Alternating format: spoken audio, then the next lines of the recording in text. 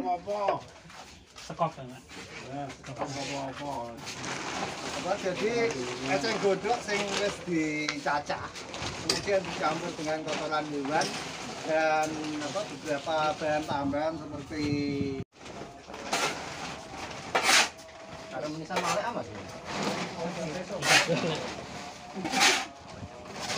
Bau nih, Pak. fermentasi 1 hari.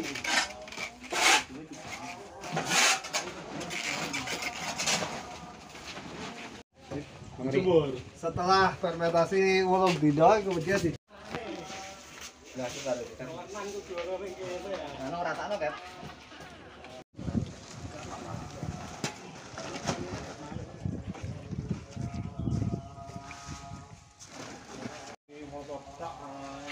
Iya, Mbak, aman aku, Mbak.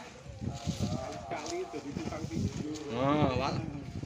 Diril iso ngapekno. TikTok ya, Mas? Nah, TikTok kan yo butuh. TikTok news sih butuh ini. Nyanyi PC. Di PC TikTok. Main song masih. Alur produksi.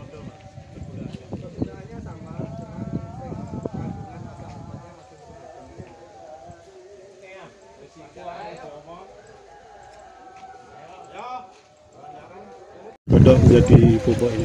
Jadi begini, selama ini kan kami melihat teman-teman Jambisawan itu salah satu penyebab pendangkalan di Sungai Juwana. Hasil penelitian teman-teman Jambisawan itu kan disebabkan 3 hal. Jadi sampah rumah tangga, kemudian sampah industri, dan kemudian sampah pertanian dan eceng godok. Ketika beberapa sampah itu bertemu, kemudian terperangkap di eceng gondok ini dan kemudian mempercepat proses pendangkalan di Sungai Juwana. Idenya seperti itu, Mas. Jadi keterangan yang kedua bahwa eceng gondok ini sangat mengganggu teman-teman nelayan tradisional. Jadi ketika mereka melaut, seringkali muka air itu semuanya tertutup eceng gondok sampai sejauh 200 sampai 300 meter, sehingga mereka akhirnya tidak jadi pergi melaut, akhirnya kembali pulang.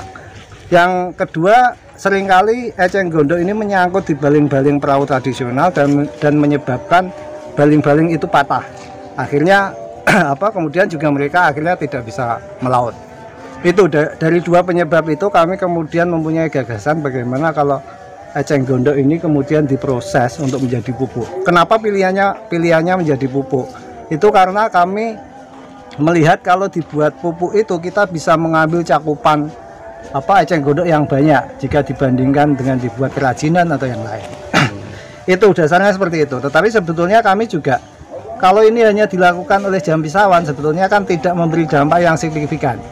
Harapan kami bisa memberi contoh kepada pemerintah bagaimana desa-desa yang di hulu Sungai Juwana itu kemudian diberi pendidikan dan kemudian ada unit-unit kecil pengolahan eceng gondok di wilayah sana.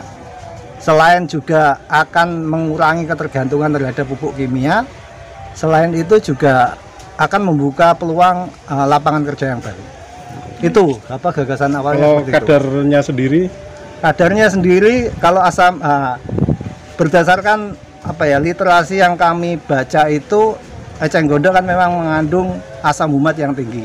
Asam humat itu merupakan unsur pembenah tanah yang akan mengembalikan unsur hara dan mengikat unsur hara supaya tidak hanyut ketika terjadi banjir. Jadi pupuk eceng gondok ini itu sangat pas jika diaplikasikan di lahan pertanian yang sering banjir. Karena mereka akan mengikat unsur hara misalkan di sawah itu tidak larut ke dalam air. Kalau produksinya berapa, Mas? Yang produksi yang ini itu kami mengambil sekitar 100 meter persegi eceng gondok di permukaan Sungai Juwana. Itu kami bisa menghasilkan sekitar 400 kg cacahan eceng gondok. Ketika kemudian dijadikan pupuk ini bisa menghasilkan sekitar 700 kg pupuk padat dari eceng gondok. Kalau cair? Kalau cair kita bisa lebih banyak lagi, tergantung setiap kali siklus kita bikin pupuk cair itu bisa 1 hari bisa menghasilkan minimal 2 drum besar Rata-rata 200 liter per drumnya itu per hari. Udah di demplat ini mas? Sudah ada beberapa demplot kemarin, yang musim kemarin kami demplot di wilayah Gabus. Untuk tanaman timun suri ada 2 perbandingan, satu murni menggunakan asam humat ini, dan yang satu asam humat tetapi masih ditambah bahan kimia. Tapi ternyata hasilnya lebih bagus yang murni asam humat, yang timun suri. Kemudian kami juga coba ke teman-teman tambak Romo itu jagung dengan pupuk asam humat ini, ternyata juga hasilnya lebih bagus kemarin, sehingga kita belum bisa melihat hasil yang jadi sampai ke panen, kita belum bisa. Ini masih dalam proses demplot yang tadi.